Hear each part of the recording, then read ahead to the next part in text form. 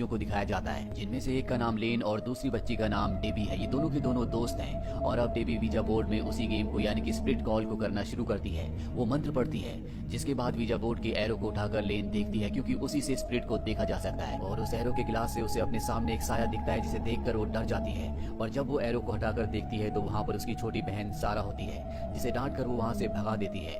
अब कई साल बीत जाते हैं और ये सब बच्चे बड़े हो चुके हैं। डेबी आज भी इस वीजा बोर्ड को खेल रही होती है। हालांकि 3 रूल्स में से इसका एक रूल ये भी है कि इसे कोई अकेला नहीं खेलेगा। दूसरा रूल ये होता है कि जब भी गेम को बंद करोगे तो गुड बाय कहना होगा। और तीसरा, किसी भी कब्रिस्तान में इस गेम को नहीं खेला जा सकता। अब वो गेम खेलकर बहुत ज्यादा परेशान हो चुकी है, इसीलिए वो इस गेम को जला देती है। और कुछ ही देर बाद लेन उसके घर पर आती, कहती कि मैं हैंग आउट करने के लिए आज बाहर जाना है, पर डेबी साफ साफ मना कर देती है। लेन उससे पूछती है कि तुम मुझसे कुछ छुपा रही हो।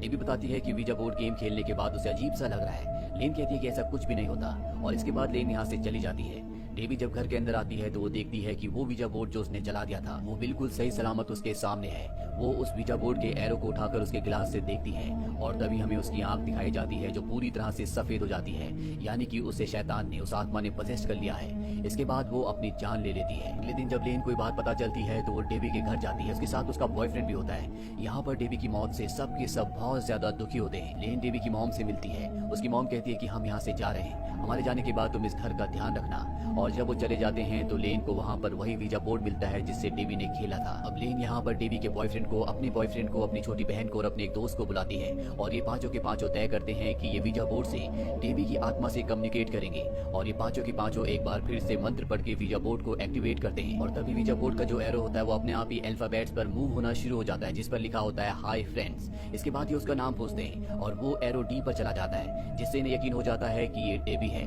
यानी कि इन्होंने डेबी की आत्मा से कांटेक्ट कर लिया है। लेन बहुत ज्यादा इमोशनल हो जाती है और इसके बाद ये डेबी को गुड बाय कर देते हैं। और अब यहाँ पर लाइट अपने आप ही चली जाती है। किचन से भी कुछ आवाज आती है और जब लेन अपने बॉयफ्रेंड के साथ किचन में जाती है तो देखती है कि स्टोव अपने आप ही जल रहा होता है।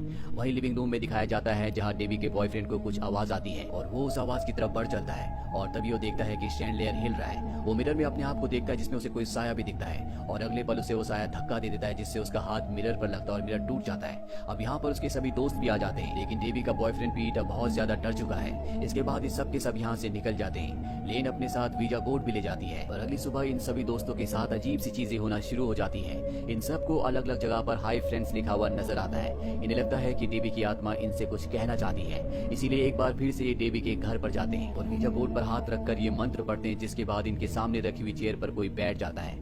अब यहाँ पर डेबी का जो बॉयफ्रेंड होता है वो उससे सवाल पूछता है और सवालों के जवाब से उसे पता चलता है कि डेबी ने आत्महत्या नहीं की थी, बल्कि उसे किसी ने मारा था। अब ये जो इनके सामने आत्मा बैठी हुई है वो अपना नाम इन्हें डीजी बताती है, यानी कि ये डेबी नहीं है। इसके बाद लेन वीजा बोर्ड के एरो को उठाती है और सामने चेयर पर देखती है जहाँ पर उसे एक छोटी बच्ची दिखती है जिसका मुंह सिला हुआ होता है। और ये डॉर्सी जेंडर है, यानी कि पॉलिना जेंडर की बहन, जो फर्स्ट पार्ट में अचानक से गायब हो गई थी, जिसकी बॉडी कभी नहीं मिली थी। और इसीलिए सवाल पूछने पर, इसका नाम पूछने पर इसने डीजी पर एरो को रखा था, क्योंकि इसका नाम डॉर्सी जेंडर है।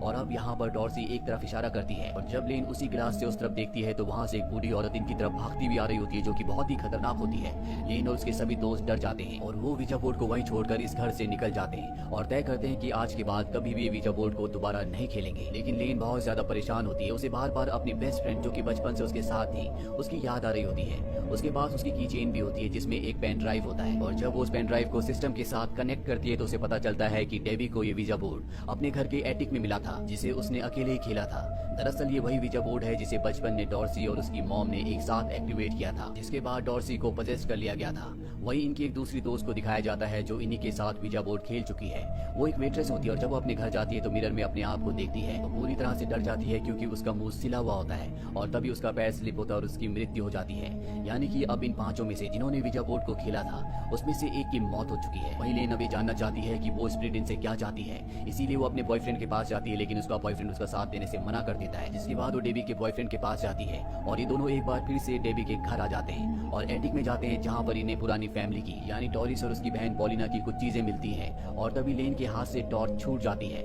और वो टॉर्च की रोशनी एक डॉल पर पड़ती है और जब वो टॉर्च लेने के लिए जाती है तभी उसे एक बच्ची दिखती है, जिसे देखकर वो डर जाती है। जल्दी से एटिक से से नीचे आ जाती है, जिसके बाद ये दोनों के दोनों उस सामान को देखते हैं जिसमें पॉलिना के और डोरिस के पूरे परिवार की फोटोज होती हैं। इससे इन्हें पता चलता है कि आज से कई साल पहले पॉलिना और डोरिस यहाँ पर अपनी मॉम के साथ रहा करती थी और अचानक से एक दिन डोरिस गायब हो गई। पॉलिना ने अपनी मॉम को मार दिया था और अब वो एक मेंटल हॉस्पिटल में है। जिसके बाद ये दोनों के दोनों पॉलिना से मेंटल हॉस्पिटल में मिलने के लिए जाते हैं। कहानी ने पॉलिना सब कुछ बताती है जो जो उसके परिवार के साथ हुआ था। जो कहानी हमने फर्स्ट पार्ट में देखी थी वो बताती है कि कैसे डोरिस को पजेस्ट कर लिया गया था और क्यों उसने उसके माउथ को सिला था। पॉलिना ये भी बताती है कि अगर तुम इन स्पिरिट से बचना चाहती हो तो नीचे बेसमेंट में कहीं ना कहीं डोरिस की बॉडी है।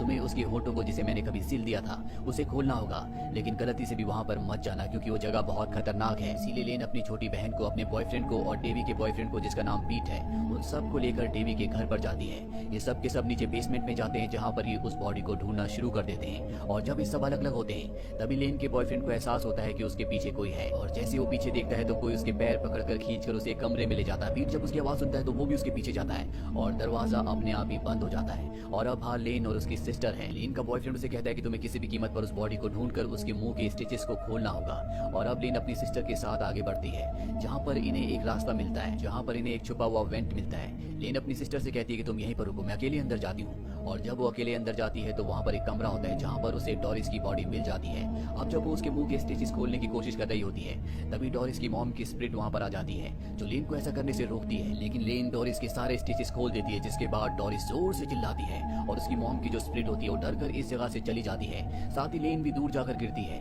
जिसके बाद सब कुछ शांत हो जाता है और इन्हें समझ में आ जाता है कि सब कुछ खत्म हो चुका है। इसीलिए सब के सब वापस अपने घर आ जाते हैं। और जब पीट अपने कमरे में जाता है तो उसके सामने डेवी की आत्मा होती है जो अगले पल डोरिस बन जाती है और वो उसे पजेस्ट करके मार देती है। लेन को कुछ भी समझ में नहीं आता कि पीट की मौत कैसे हुई और क्यों हुई, जबकि उन्होंने सब कुछ वैसे ही किया था जैसा पॉलिना ने कहा था। इसीलिए ये पॉलिना से मिलने के लिए जाते हैं जहाँ पर पॉलिना बताती है कि मैंने तुमसे झूठ कहा था।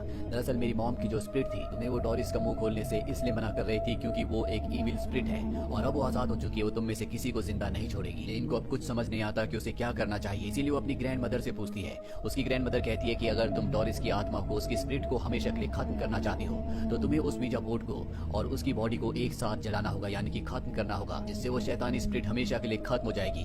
और अब वो तय करती है कि वो ऐसे ही करेगी। इसीलिए वो अपने बॉयफ्रेंड को डेवी के घर बुलाती है ताकि ये डोरिस की बॉडी को और वीजा बोर्ड को एक साथ नष्ट कर दे। लेन का बॉयफ्रेंड डेवी के घर आ जाता है और तभी वहाँ पर उसे लेन की बहन सारा दिखती है जो उसे अपने पास बुलाती है। और जब वो स्विमिंग पूल के पास जाता है तो वहाँ पर कोई भी नहीं होता। दरअसल ये डोरिस की आत्मा होती है जो उसे अपने पास बुला रही होती है और इसके बाद वो उसे भी मार देती है, यानी कि लेन का बॉयफ्रेंड भी अब मारा जा चुका है। अब लेन और उसकी छोटी बहन सारा इस जगह पहुंच जाती है और जब भी डेवी के घर के अंदर एंटर करते हैं तो लेन देखती है कि उसका बॉयफ्रेंड वहाँ पर खड़ा है जो अगले पल वहाँ से गायब हो जाता है। और अभी जल्दी से वीजा बोर्ड लेकर बेसमेंट में जाते हैं जहाँ पर डोरिस की बॉडी है ताकि ये दोनों चीजों को एक साथ नष्ट कर दें। लेकिन तभी डोरिस की स्पिरिट लेन की बहन सारा को खींचकर अपने साथ ले जाती है जहाँ वो उसका मुंह सिलने की तैयारी कर रही होती है। वहीं लेन को दिखाया जाता है जिसके पास डोरिस की डेड बॉडी भी है और वीजा बोर्ड भी है। उसके सामने आग भी है, चाहे तो दोनों को जला सकती है, लेकिन वो अपनी बहन सारा को बचाना चाहती है। इसीलिए वो एक बार फिर से वीजा बोर्ड पर मंत्र पढ़कर उससे खेलना शुरू कर देती है, जिस वजह से डोरिस की आत्मा को, शैतान को उसके सामने आना पड़ता है और वो लेन का हाथ पकड़कर उसे पजेस्ट करना शुरू कर देती है। पर इससे पहले कि वो उसे मारती, वहाँ पर डेवी की आत्मा आ जाती है जो कि एक पवित्र आत्मा है। वो अपनी दोस्त को, लेन को बचा लेती है। वो उसके पोजीशन से बाहर आ जाती है और इससे पहले कि डोरिस दोबारा से हमला करती, पीछे से सारा आकर उसकी बॉडी को आग में फेंक देती है, साथ ही लेन वीजा बोर्ड को। और अब डोरिस की बॉडी और वीजा बोर्ड दोनों एक साथ जल जाते हैं, जिससे डोरिस का खात्मा हो जाता है। और अब सब कुछ ठीक हो चुका है क्योंकि इन्होंने उस इविल सोल का खात्मा